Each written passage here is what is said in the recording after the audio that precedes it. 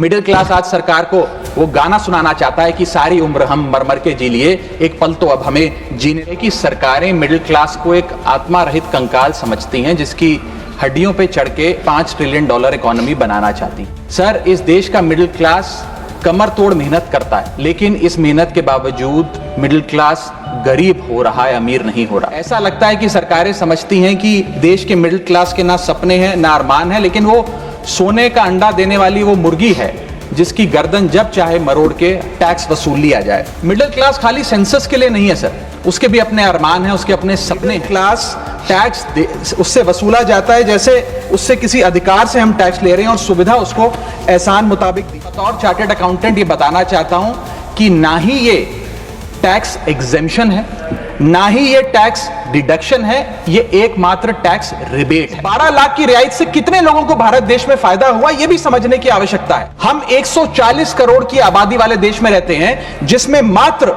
8 करोड़ लोग income tax की return भरते हैं, और इन 8 करोड़ लोगों में से मात्र 3 करोड़ लोग इनकम टैक्स भी भरते हैं। यानी कि 8 करोड़ लोग इनकम टैक्स की रिटर्न भरते हैं, 5 करोड़ लोग जीरो इनकम दिखा के अपनी इनकम टैक्स की रिटर्न इनकम, और उनसे कोई इनकम टैक्स नहीं वसूलती।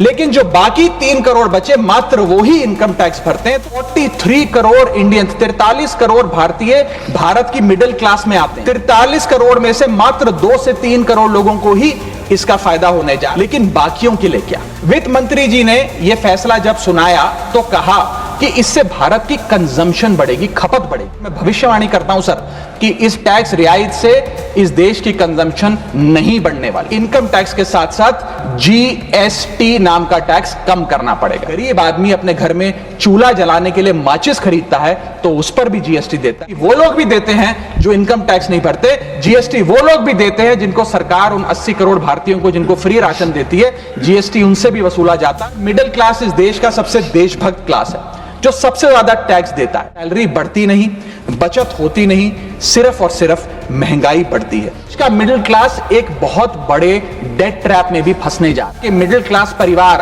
आज रोजमर्रा के जीवन के लिए, अपने डेली एक्सपेंसेस के लिए लोन लेने पर मजबूर हो गए हैं। मिडिल क्लास आज सरकार को वो गाना सुनाना चाहता है कि सारी उम्र हम मर मर के जी लिए, एक पल तो अब हमें जीने दो।